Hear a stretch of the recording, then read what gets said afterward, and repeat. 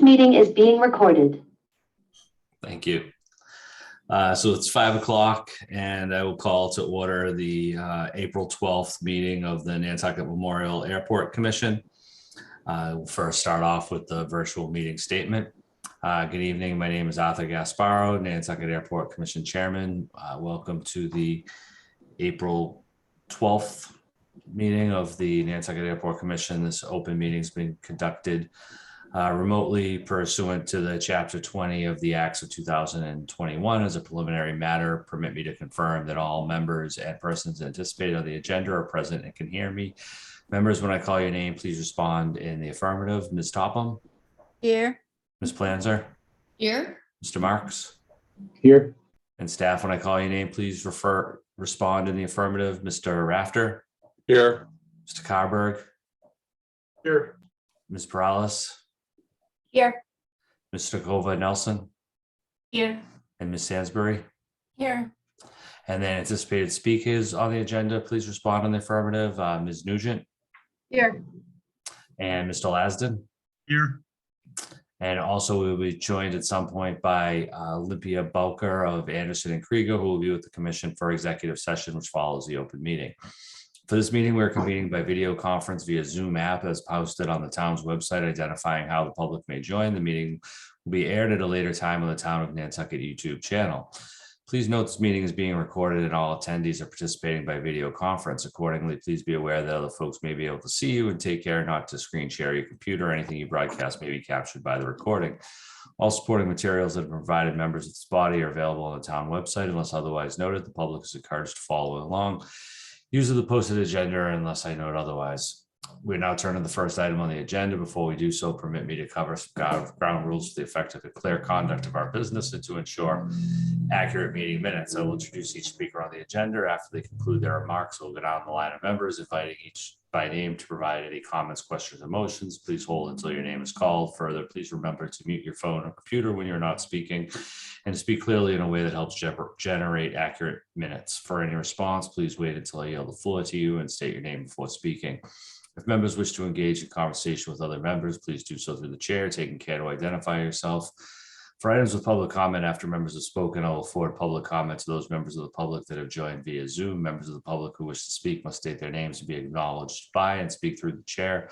Members of the public wishing to participate in the meeting must use their full name for Zoom access. If full names are not used, people will not be allowed to participate in the discussion. Commission reserves the right to remove any member of the public from the meeting who doesn't use a full name or acts inappropriately. Finally, each vote taken in this meeting will be conducted by a roll call vote.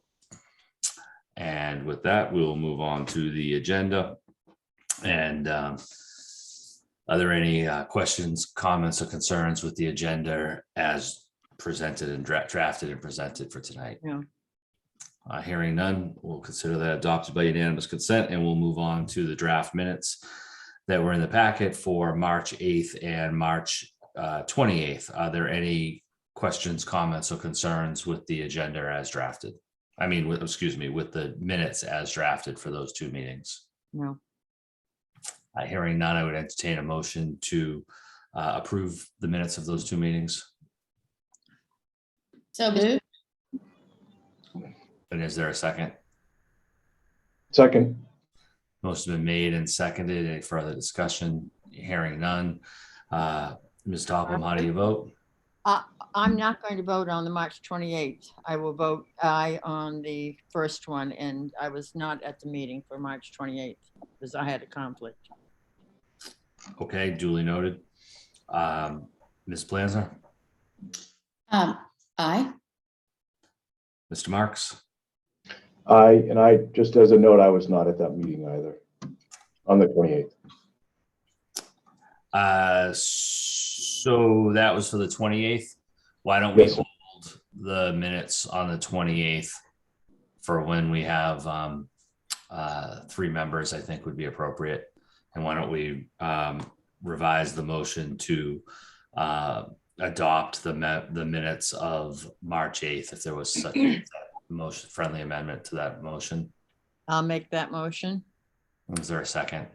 I'll second. Any further discussion? Hearing none. Ms. Planzer? Aye. Ms. Topham? Aye. Marks? Aye.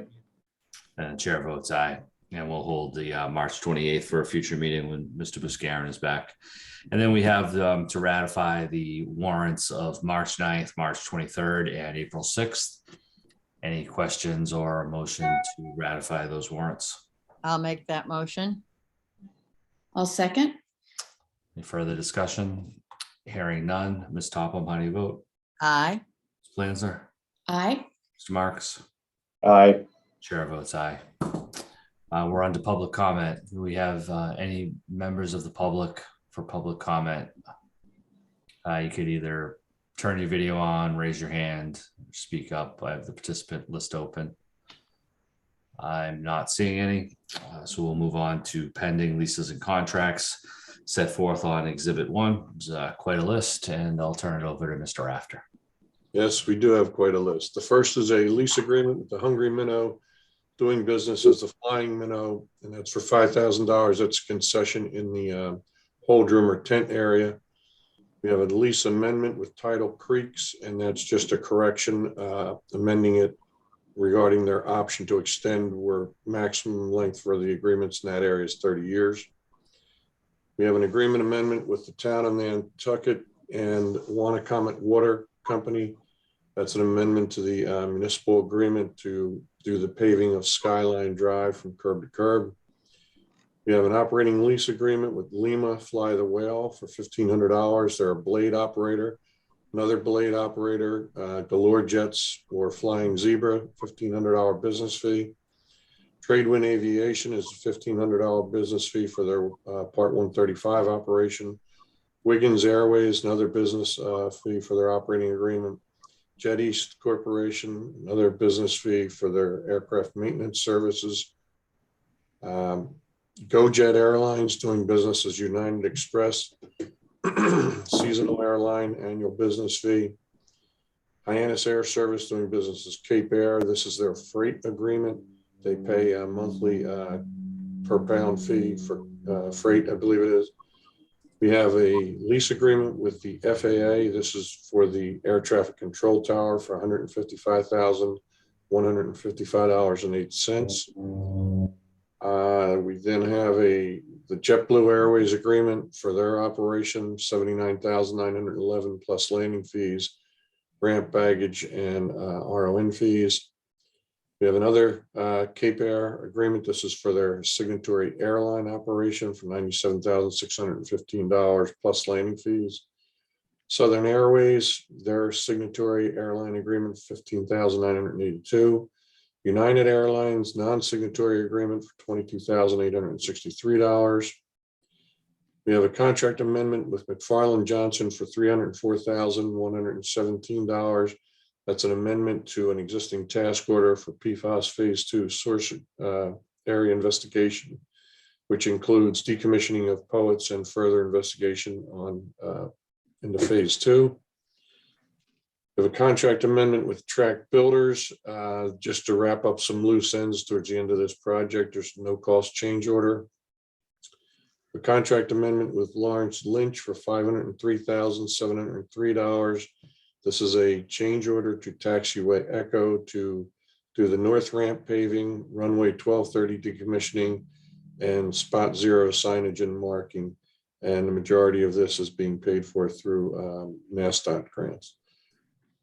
We then have a contract amendment with Jacobs Engineering for $6,019 to supplemental agreement 5, which was already approved by the commission, but there was a mathematical error uncovered, so we had to correct that. And then this next item is another contract amendment with Jacobs, supplemental agreement number 6. And because number 5 changed, we had to update number 6. So it's just a housekeeping issue on number 6 there. And the final one is a contract with PM Reese Trucking for $60,000 for rubbish removal for a 3-year contract. Thank you, Mr. Rafter. Are there any questions, comments, concerns on any of the items just reviewed by Mr. Rafter?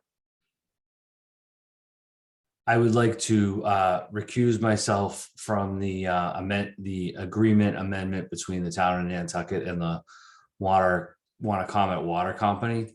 So if we could, I would entertain a motion to approve all of the listed leases, agreements and contracts, except that one, take a vote, and then I'll recuse and turn it over to Ms. Planzer for a vote on the other one. I'll make that motion. I'll second.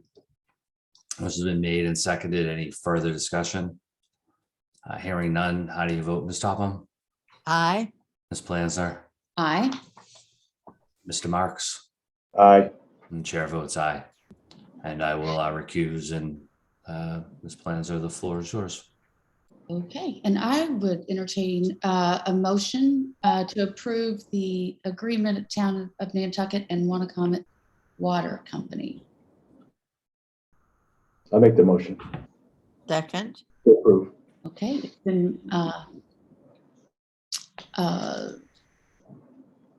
moved and seconded, and a vote, Ms. Topham Aye.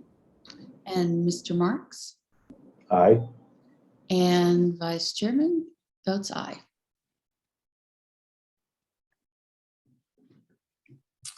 So it's passed. Thank you.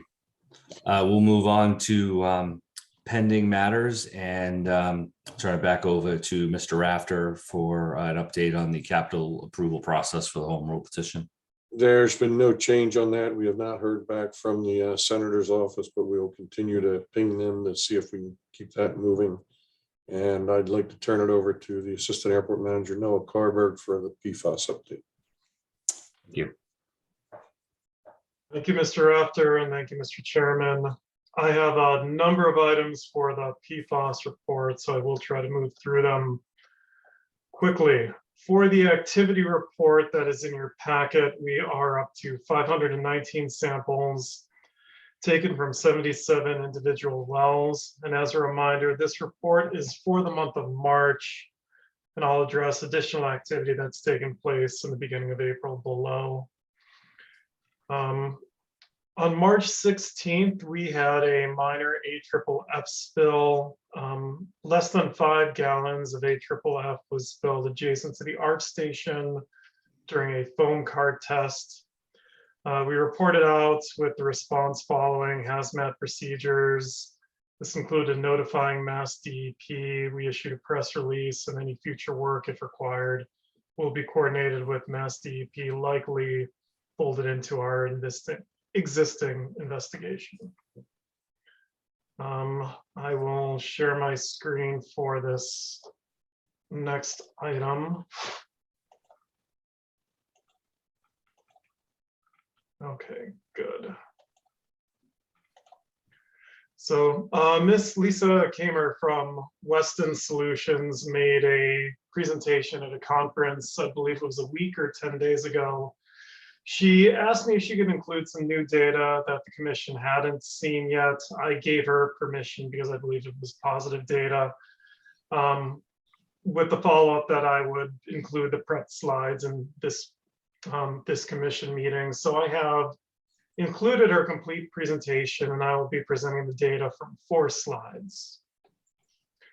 So this screen on the upper left, it shows 2 pictures of the airport with well locations highlighted in purple. These are wells that have water level monitors installed in them earlier this winter. And the data on the right shows the output from those water level monitors. All the data from these 5 wells is available. Lisa had just presented ACK1 as a single case study. And ACK1 is the well down at the runway 6 run up. The important items for this slide, they show a strong precipitation influence, groundwater level rises with major precipitation events. The orange line, the orange dotted line, is an average of the tidal cycle, and it shows that water level is responsive to tides. And the other important item from this graph and the graphs related to it is that it shows no pumping of water from homes on the west side. If we did see homes on the west side influencing groundwater, you would see repeated regular increases and decreases in water levels corresponding with morning and evening residential activities. And that's not present in these graphs. The remaining 3 slides review a statistical method that's called a principal component analysis.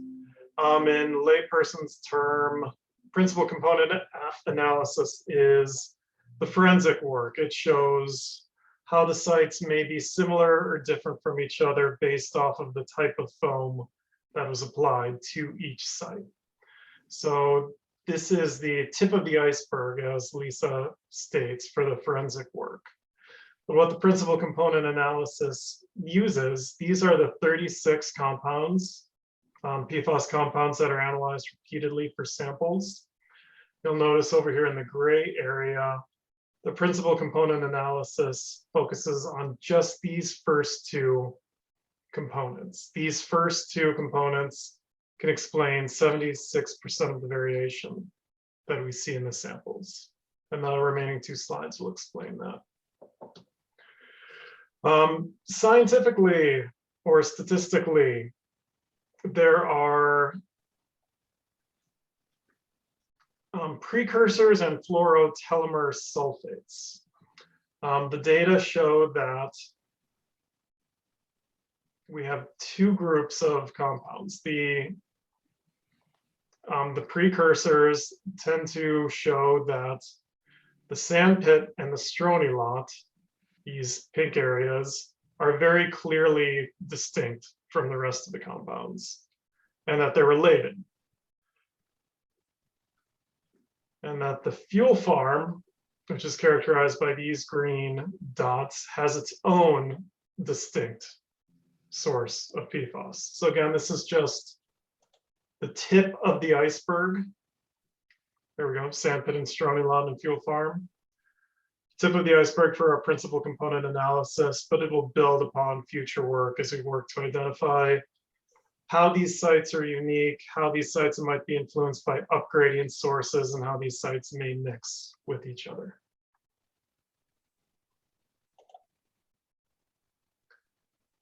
Moving forward with the PFAS report. For the water service project, i.e. the 8 homes that were connected to town water on the Novadear Way, Evergreen Way area. The water connection has continued, but these projects are still open. There are a few minor items we still need to complete. There are a couple homes where we owe a single shrub or tree planting that was removed or destroyed during the excavation for the water service.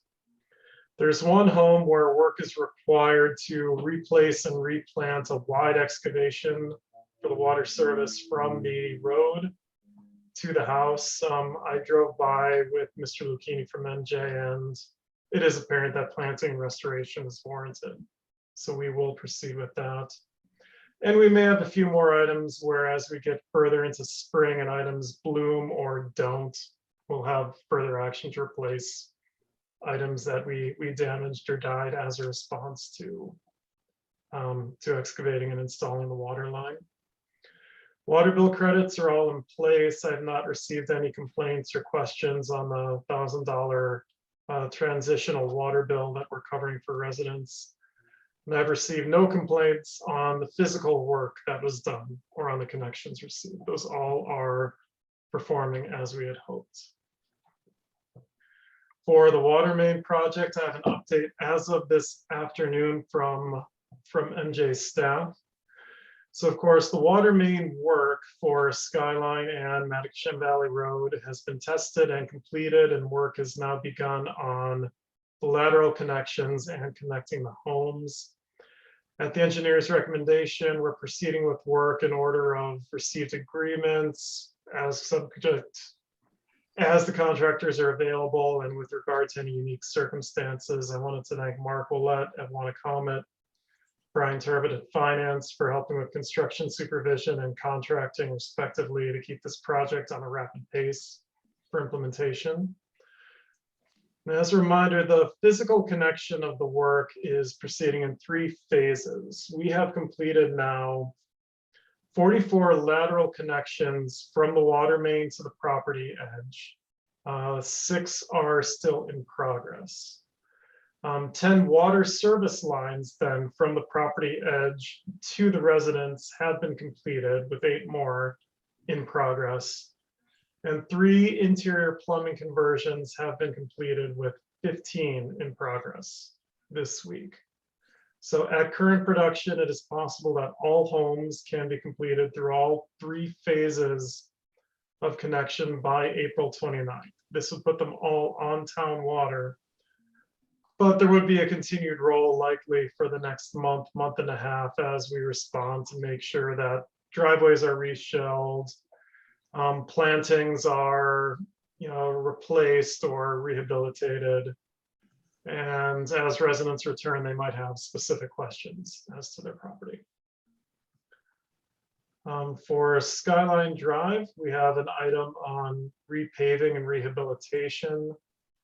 For temporary maintenance, we made millings available to the contractor to address trench maintenance on Skyline Drive. I believe the work was performed and completed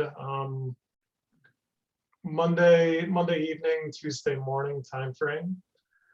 For repaving of Skyline Drive, the airport and the town are working collaboratively on a repaving project for late spring. The town's consultant will be performing the design and construction inspection with assistance from the airport and McFarland Johnson. We have a walkthrough with ECK staff and the town consultant scheduled for Thursday to review Skyline. And related to Skyline Drive, at the east end of Skyline Drive at the cul-de-sac, the water line bisected the cul-de-sac, which had been vegetated with pitch pine and scrub oak. It's a pretty wide excavation area, so we will be replanting that with native vegetation. For public communication on the topic of discontinuing water service, the commission had directed us to changes in the water discontinuation policy. We have that included in the packet. Letters have been sent to residents in the Nobody Way, Evergreen Way area who were connected to water. We haven't received any feedback. The certified mailing cards have been returned. The letters have also been sent to residents who were not connected in the same area. Again, no feedback, and most of those cards have been returned. There are 3 residents in the Nobody Way, Evergreen Way area who refused initial sampling and continue to refuse sampling access, but have been receiving bottled water. There's a different standard under the MCP for discontinuing their service, which we are pursuing with LSP, with our licensed site professional and with council. And that will proceed on a similar but slightly more involved track. For formal resident communication, we've had ongoing communication with the property owner who is not eligible for water service connection. There seems to be a wide-ranging matter of disagreement with our approach and project. We've offered a face-to-face with the resident and staff. This was rejected. It's my understanding this resident has been in communication with other town departments, and we're just waiting to see if this resident wishes to re-engage on our effort to meet face-to-face, and will advise if that situation escalates. Additionally, we've received outreach from 2 residents of Skyline Drive expressing concern for the condition of the trench, with questions on further repaving effort, timeframe, and project approach. We've provided written response to those comments. And we received 1 resident inquiry with further information on the March 16th AFFF incident response. And that concludes my report. Thank you. Does anybody have any questions, comments, concerns? Mr. Marks? Yeah, I just had one question for Mr. Kyberg through the chair. AFFF, I understand that the new tank farm does not use AFFF with Pfas or fire retardant with PFAS. Correct me if I'm wrong there. And if that's the case, I'm curious, is there an opportunity to, and how much, where else do we use it on the airport, just for clarification, if you know? And is there any long-term or short-term availability to eliminate it from the airport altogether? Or is there just not a product for that? I'm just curious. So that's a very good question. The fuel farm has been converted to a fluorine-free foam. It's National Foam's universal green product. It's third-party tested to be fluorine-free. Typically outside of airport firefighting and rescue, airport fuel farms and hangars may have foam suppression systems. We do not have any foam suppression systems in hangars. On that side of the house, we're limited to just the fuel farm. So what we have for our aircraft rescue and firefighting equipment ties to our certification and Part 139 regulations to use the mil-spec foam. And for that specific application, there is not another currently eligible product. I believe the FAA is looking at a 2024 deadline to offer airports the use of a fluorine-free alternative, but none of those foams have been identified yet.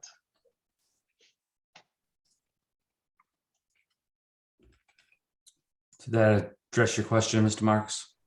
Yes, thank you. Does anybody else have any questions or comments on the matters reviewed by Mr. Carberg? Or we also do have our consultants here as well for the information that he reviewed. Not seeing any comments. I'll just add thank you again to everybody for their work continuing on this matter. I think that the water connections and having these lines actually, you know, tested, chlorinated, and available at this time is a real testament to the hard work you've been doing. I appreciate that, and keep up the good work, please. If there's nothing further, we will move on to the PFAS related water service policy update, which we discussed at a previous meeting. And I believe my understanding is that it requires formal adoption by the commission. And open that up to discussion, or Mr. Rafter, if there's anything to add. If there's nothing to add, we'll go. No, you're correct. In a prior meeting, you know, we were given direction to issue certain letters and things, but we need a formal vote to update the policy officially. Is there any questions or discussion on that? It's as previously discussed. Is there a motion to ratify the PFAS related water service policy in the packet? Make that motion. And is there a second? I'll second. The motion's been made and seconded. Any further discussion? Hearing none. How do you vote, Ms. Topham? Aye. Ms. Planzer? Aye. Mr. Marks? Aye. And chair votes aye. And we'll move on to finance, Mr. Rafter. So in the packet is the final financial statement and audit for fiscal year 21, as well as the passenger facility charge audit for fiscal 21. I don't think there's any negative aspects to it. It's all very good. Our position has changed to the positive, so very good report. And I'd like to thank Jamie for all her hard work during both of those audits and for keeping all of our books so clean. So thank you. The next item, the fuel revolver cap, I'm glad to see everybody sitting down, because we had initially planned on coming in tonight and asking for a request to approve the fuel revolver cap to $9 million because the jet fuel price last week went up by $1.04 per gallon. However, we just found out yesterday that within the past week, it has increased another $2.13. So in the past 2 weeks, jet fuel price to us has gone up over $3 per gallon. Based on this information and the rapidly changing price, we'd like to request that the commission approve a new cap of $9.5 million and authorize the chair to approve an increase not to exceed $10 million if necessary, due to the timing needed to obtain FinCom and Select Board approval and the rate at which the price is increasing. So in your packet, you have an update that Jamie prepared showing the $9.5 million. And if you'd like, I could share my screen, I think, Mr. Chair. I don't know if I can do it though. No, Sure, or I could probably do I it. can do that if, yeah, I can do it out. I don't know why I don't have, I don't. Oh, here it is. Okay. Is it the cap that Boyona just sent to us just a little bit ago? Yeah, can you see? Oh, you my- got it. Okay, you're good. So what Jamie has done is she's shown up top the number of fuel deliveries that we are projecting to take in April, May, and June.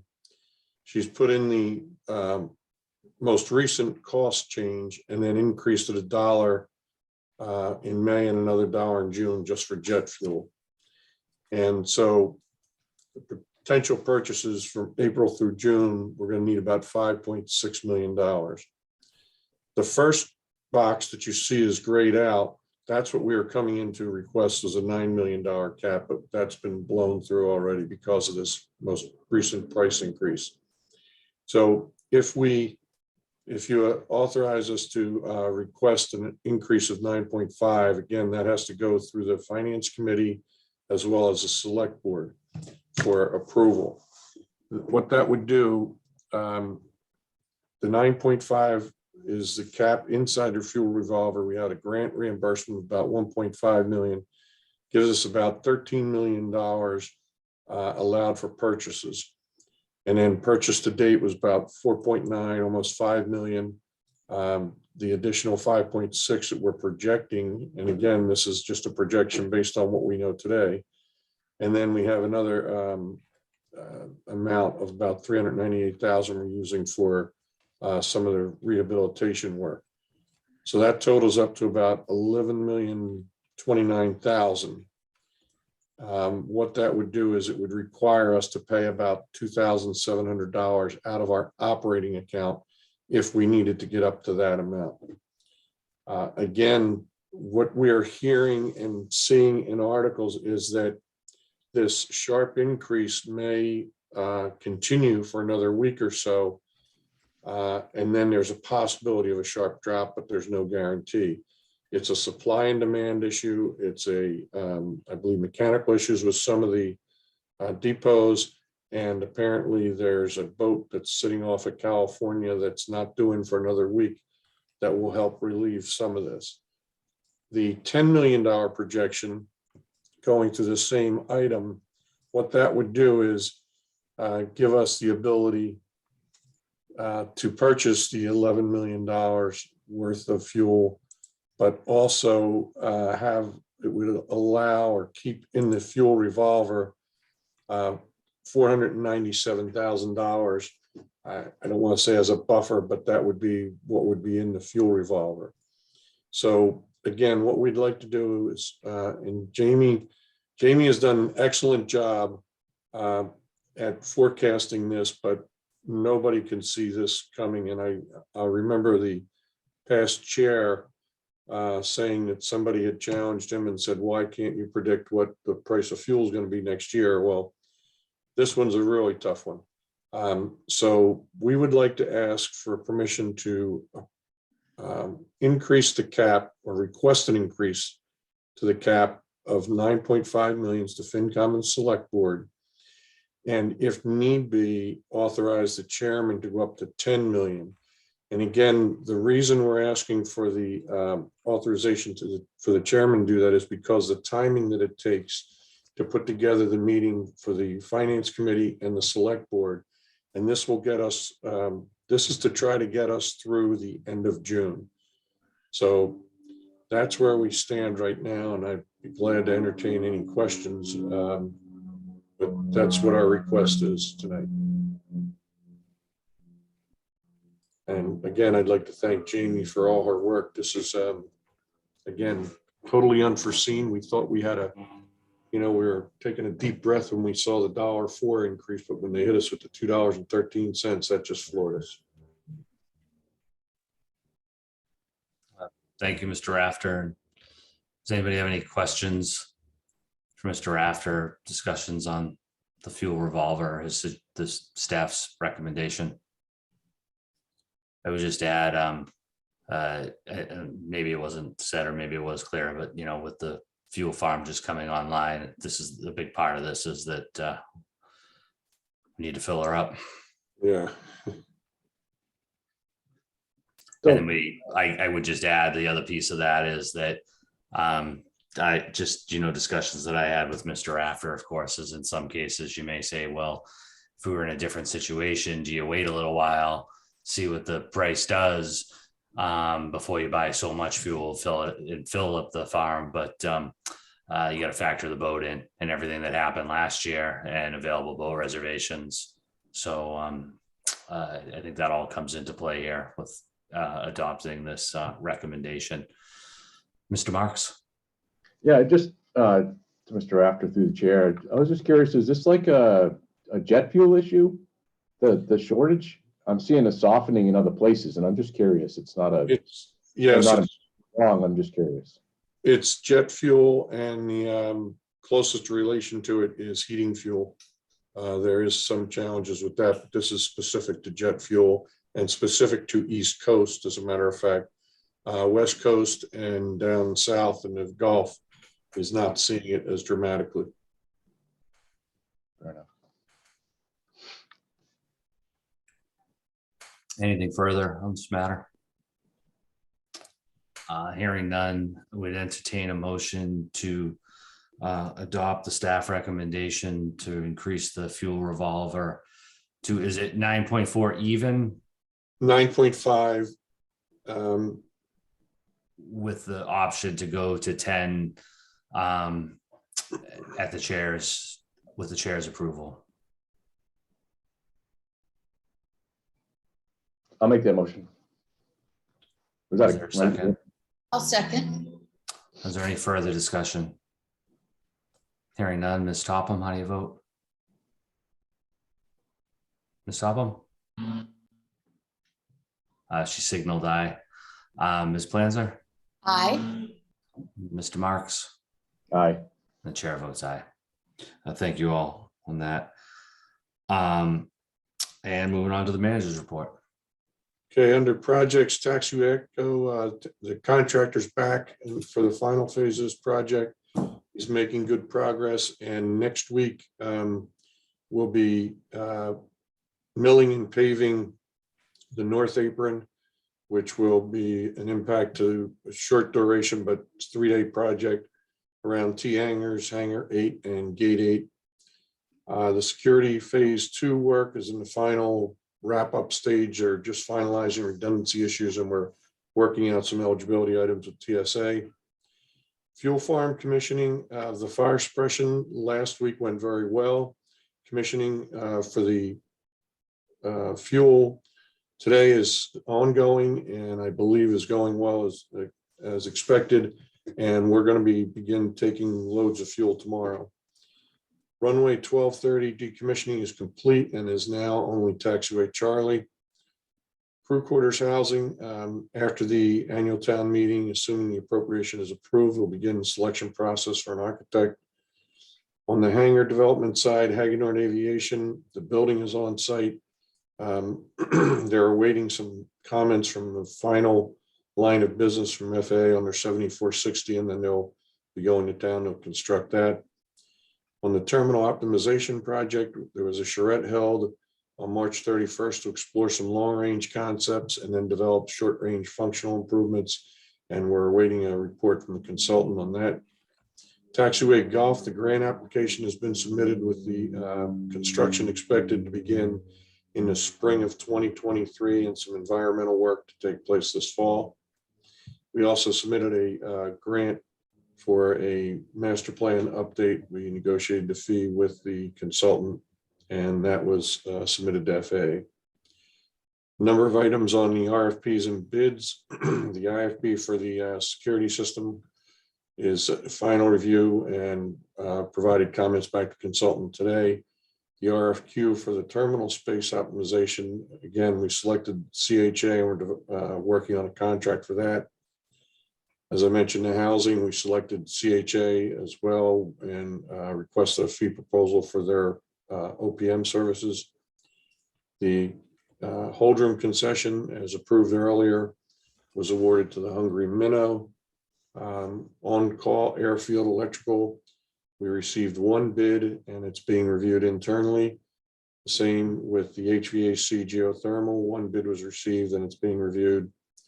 Taxiway golf, the IFB is being created. It's going out to bid tomorrow with deadline and bids due on 29th. We're developing an RFP for IT services as well as Sun Island Road land lease, and quote processes begun for backflow replacement in our terminal. On the operations side of the house, the taxi cab operators have requested that the select board hold a public hearing to increase their rates on the island. NOAA has provided comments on this and they're included in your handout. The primary concern we have is that there be parity between the airport and the ferry for what's known as a booking fee. The proposal that the taxi cabs have put forward is basically a $6 booking fee from the ferry and $12 from the airport. And there's just a couple of other minor tweaks that we are recommending in terms of some of the rates and making them equitable. So if the commissioners have any comments, we'd gladly take them and we'll transmit them as well. But we'll be sending comments to the select board on formally for that hearing. NOAA had a meeting with Beta Technologies, who manufacture the eVTOL equipment. They're out of Burlington, Vermont. They provided us with a proposed agreement to install electrical infrastructure, and we're going to be looking at and investigating that opportunity. We were supposed to have a meeting yesterday with the Highline representative to discuss alternatives when flights are canceled. However, they had to cancel that meeting and we'll be rescheduling it. TSA recently performed an inspection and all results were favorable. Also, TSA Federal Security Director Bob Allison came in last week and visited the employees here. Tomorrow night, the select board has on its agenda an item to approve codification of all town rules, including the airport. We've been working with the town for quite some time now, probably at least a year, to organize these our rules and regulations and consolidate them in with the rest of the town. We have a tenant meeting this Thursday at 10:30 a.m. The town has also embarked on a classification and compensation study, and we are working closely with their consultant. And we just received information this afternoon that the restaurant unfortunately has to shut down for a short period of time for Thursday through early morning Friday to get some work done in the kitchen. And apparently the work that has to be done will not allow the kitchen to be open at the same time. So they are hoping to get back up in operation by early Friday afternoon. And also included in your packet are the statistics. Just want to point out Jet A gallons for February were down about 30%. Year to date, they're still up 40%. Avgas is down about 21% for February and up about 13% year to date. For March, jet fuel was down about 3% and avgas down about 40%. The issue that we discussed earlier regarding the price of fuel, we're still waiting to see how that impacts our business, both sides, both GA corporate as well as commercial. I'm sure the airlines are going to have an interesting time dealing with that, and hopefully it doesn't last too long. So one other item before I wrap up under personnel, we hired a new building tech person. Chris Vasquez is joining our team, so we want to welcome Chris, and we continue to seek an operations superintendent and mechanic. And that concludes my report. Thank you, Mr. Rafter. Does anybody have any comments or questions on all of those things? Good Sure. job. Could you, Oh. through you, Mr. Chair, I wanted to know about the booking that they was talking about. What was that for? I know there's a longer wait for a delay if you've got a pickup, but I don't understand it. Well, so the booking fee is if you call and make a reservation, and the taxi cab operator claimed that there was a delay factor at the airport, but two items that we pointed out. One, the delay is not significant as the Bureau of Transportation Statistics data show. And there are multiple apps out there that would allow you to tell exactly when the airplane lands. So we don't believe that that's necessarily, I think there needs to be parity between the ferry and the airport. And then I have one more question, which is a personal one. Are you talking about this Thursday that Crosswinds is going to be closed? Yeah, well, yes, I believe so. They gave us some dates, but the dates were inaccurate, and I believe it is this Thursday, but Okay, I have to let my group know. sorry. Thank you.